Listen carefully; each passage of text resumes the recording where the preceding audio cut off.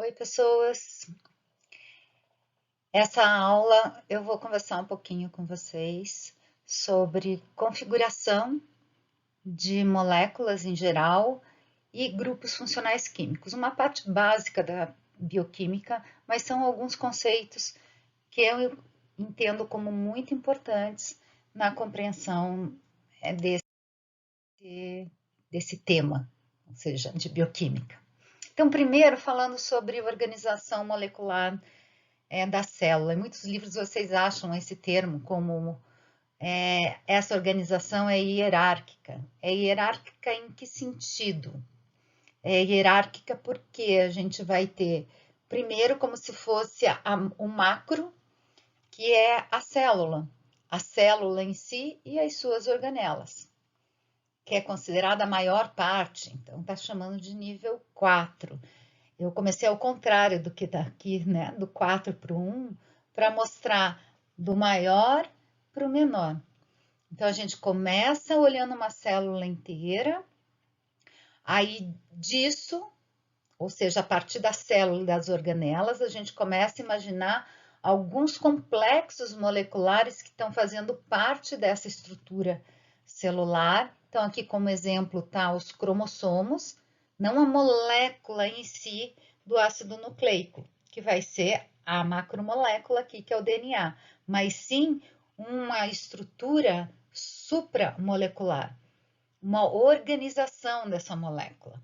Então, o exemplo é o cromossomo, a membrana plasmática, ou seja, como está formada essa membrana. E nesse caso, como é uma célula vegetal que está aqui representada, tem a parede celular também. Então, a partir daqui, veja, ainda ela é uma porção menor da célula, mas ainda elas todas, né? Esses exemplos são estruturas supramoleculares. Aí daqui, se a gente for diminuindo em escala de tamanho, a gente vai ver agora as macromoléculas que estão envolvidas nesses complexos supramoleculares. Então, no caso do cromossomo, é só o DNA, é o DNA superespiralado. Eu poderia tirar aqui ainda e ter como um exemplo proteína, que são as histonas, que elas também estão envolvidas aqui na estrutura do cromossomo. No caso da membrana plasmática, um dos exemplos de macromolécula é a proteína, mas não é o único também, porque a gente tem os fosfolipídios. Aqui, as proteínas estão representando essas estruturas aqui, né? Na verdade, não é onde está essa linha assinalada, né? Mas essas estruturas aqui, que são as proteínas que estão presentes na membrana plasmática com diferentes funções, como receptor, como canais iônicos e algumas outras funções. Aqui da parede celular está mostrando a celulose, ou seja, seria uma macromolécula. É um polissacarídeo formado só de glicose. Então, essa é uma macromolécula formada de glicose, que vai constituir a parede celular. E mais abaixo desse nível macromolecular estão os monômeros, que a gente chama de unidades monoméricas, ou seja, são as moléculas pequenas que serão usadas para construir as macromoléculas e a partir daqui formar algumas estruturas mais complexas, até que a gente tenha toda a célula organizada.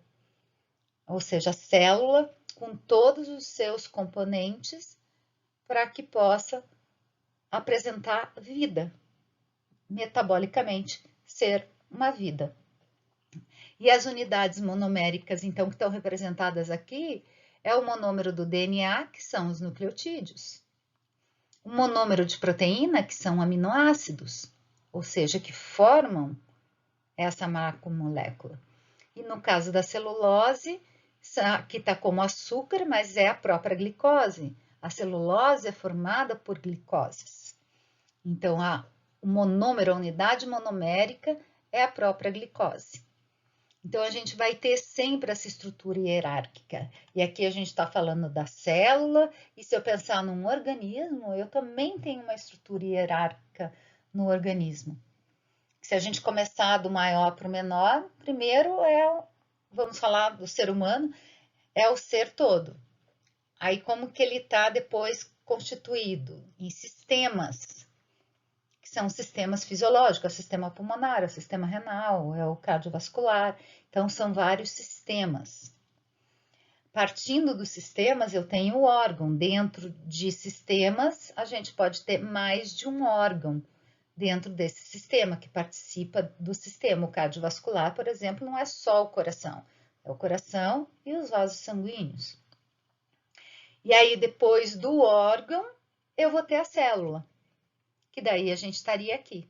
Então, a gente tem também uma estrutura hierárquica até a gente pensar num ser vivo, mais complexo, que não é só uma célula. Ok?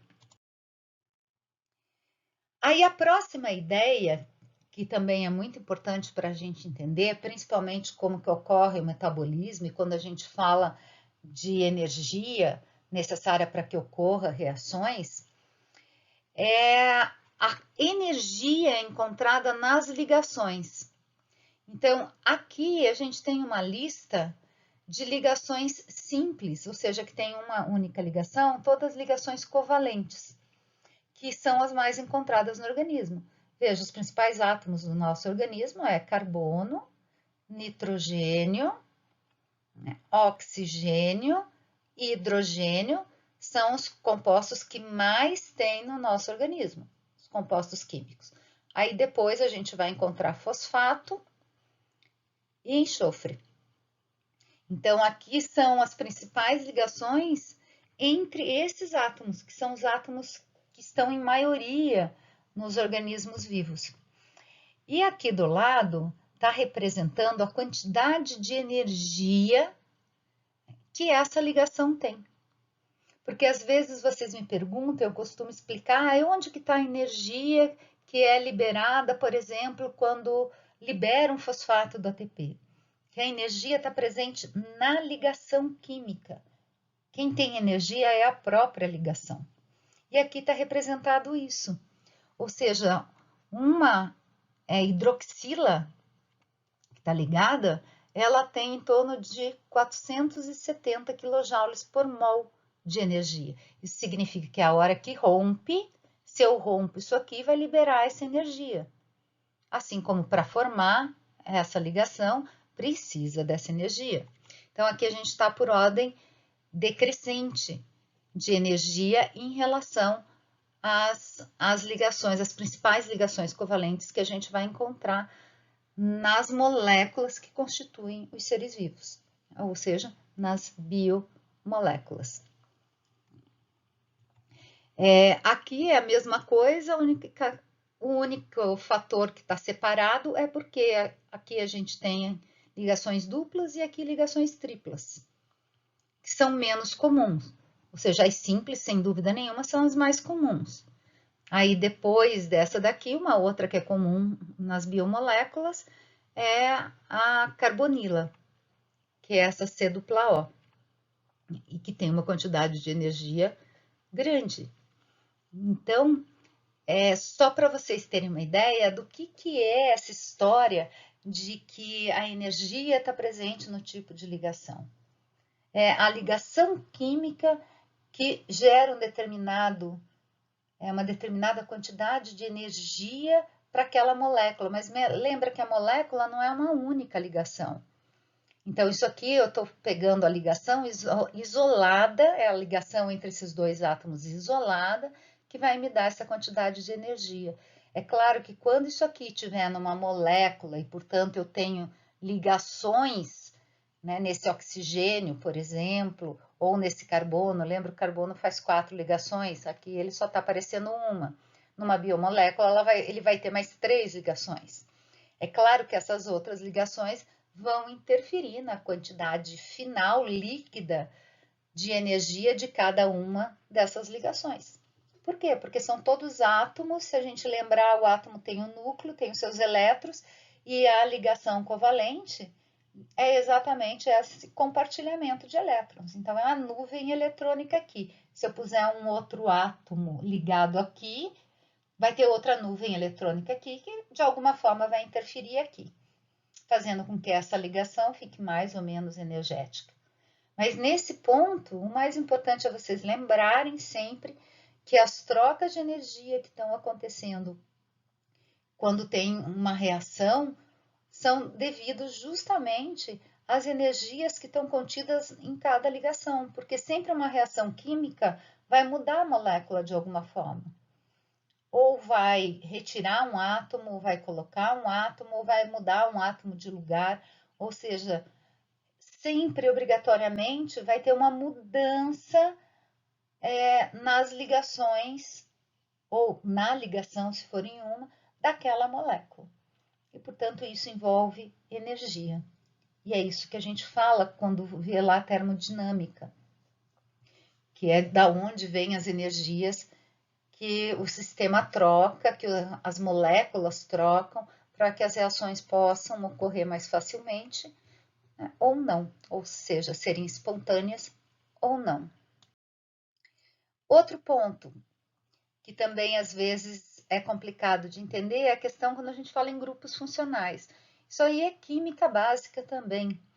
Então, são os principais grupos funcionais que a gente vai encontrar.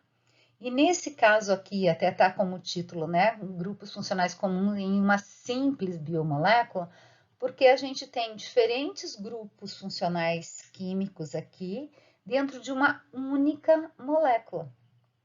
E essa não foi uma molécula construída ao acaso só para fazer com que ela ficasse com os grupos funcionais nela para ser didático e apresentar aqui para vocês. Não, essa é uma molécula que vocês já devem ter ouvido falar, que é o acetilcoenzima A.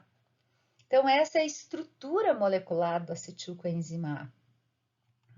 E aqui, em vários pontos da molécula, a gente vai ter representado nesses quadros cor-de-rosa justamente os grupos funcionais. Então, esse daqui é um grupo que a gente chama de fosforil, ou seja, é um grupo de fosfato. É parecido, né? Esse é parecido com algumas moléculas energéticas que a gente tem no organismo. Assim como a gente tem esse daqui é uma representação de grupo fosfoanidrido que está presente no ATP. Então, é esse tipo de ligação que os fosfatos do ATP apresentam e que é um tipo de ligação altamente energética. Ou seja, essa ligação aqui entre o oxigênio e o fósforo é uma ligação rica em energia. É por isso que a hora que hidrolisa um fosfato lá do ATP, você tem uma disponibilidade de energia que pode ser usada na célula.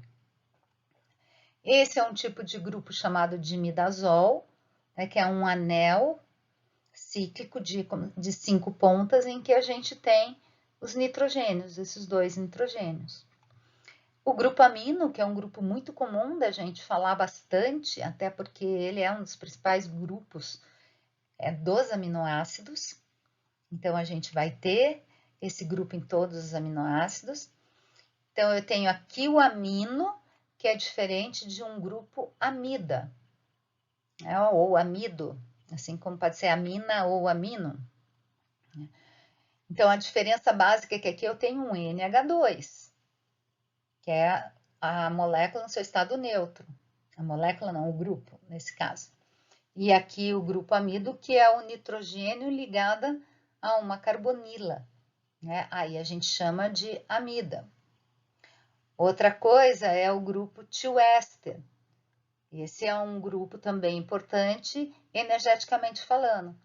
Então, esses grupos ésteres, eles são altamente ricos em energia. Aqui é um éster de enxofre, por isso tioéster, e aqui de fosfato.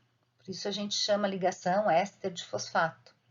Apesar desse grupo aqui, ou seja, esses 2 fosfatos, ser um fosfoanidrido. Ok? Aqui é um grupo metil, que é um grupo neutro, e que ele está muito presente em moléculas que são apolares. Então, por exemplo, na cadeia de ácido graxo, na cadeia longa, a gente tem vários grupos, não o metil especificamente, porque vai ser CH2, aí naqueles grupos, mas quando eu tenho o carbono, né, numa ponta, numa extremidade ligada só a hidrogênios, que são 3, é sempre um grupo metil. Esse é um grupo que a gente costuma falar bastante, como se fosse uma coisa bastante conhecida de vocês. Outro grupo que a gente usa muito também fala como corriqueiramente, como conhecido de vocês. E é um grupo muito importante de saber, que é a hidroxila, ou grupo hidroxil.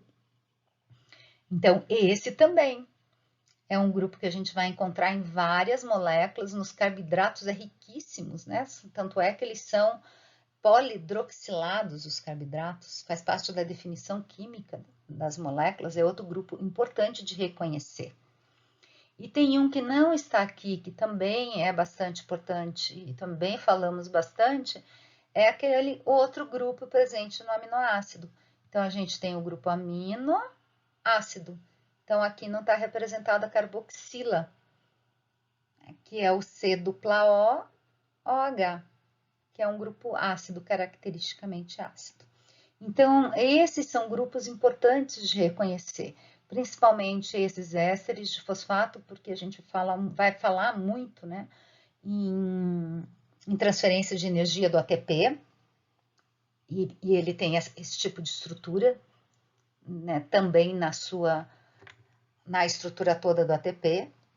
Aqui está mostrado só 2, o ATP tem 3 grupos fosfato ligados assim. O tioéster, que são os grupos de éster, e principalmente porque a gente está falando aqui da acetilcoenzima A, é uma molécula que a gente fala muito dentro do metabolismo, é uma molécula-chave no metabolismo da célula. Hidroxil ou hidroxila, grupo amino, o grupo carboxila, são grupos bastante importantes de reconhecer e de saber. Quando a gente falar, já via na cabeça de vocês esse tipo de grupo químico. E para a gente terminar essa ideia inicial e básica disso, ou seja, como que essas moléculas agora, elas formam uma estrutura tridimensional. Então, aqui está representado um pedaço da célula, né, esquematizado algumas estruturas, algumas formas tridimensionais dessas moléculas.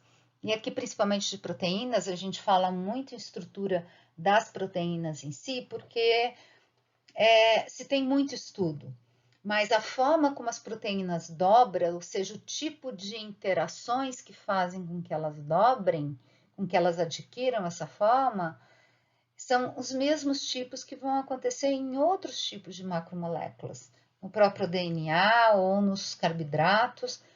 Então, essas interações, elas são importantes de conhecer, a gente usa como base desse estudo, principalmente proteínas.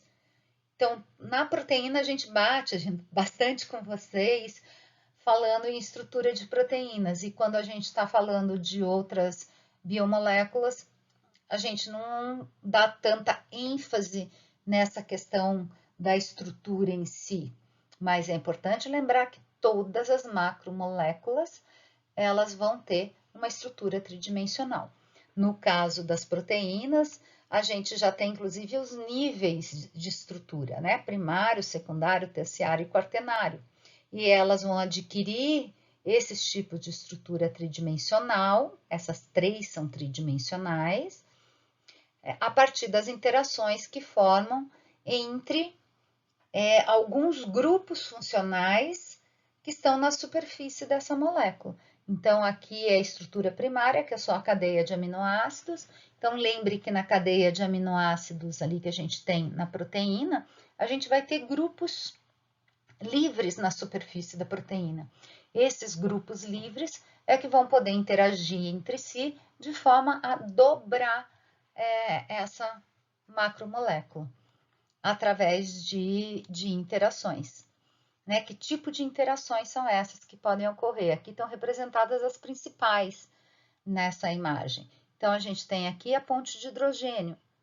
Então, essa aqui seria o core da proteína. Esses daqui seriam esses grupos que eu disse para vocês, que ficam na superfície da molécula e que vão poder interagir. Então, eu posso ter a formação de pontes de hidrogênio fazendo a molécula dobrar. Eu posso ter interações do tipo hidrofóbica, que são moléculas apolares. É um grupo apolar de um aminoácido. Aqui é a ponte de sulfeto, que ocorre entre duas cisteínas, que é o único aminoácido capaz de formar essa ponte de sulfeto.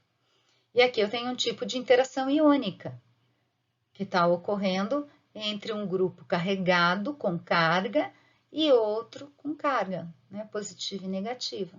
Um grupo amino e um grupo carboxilo que estão ionizados e que, portanto, eles podem formar um tipo de interação iônica. Então, são esses tipos de interações entre esses grupos que permitem com que uma macromolécula possa adquirir uma determinada forma tridimensional.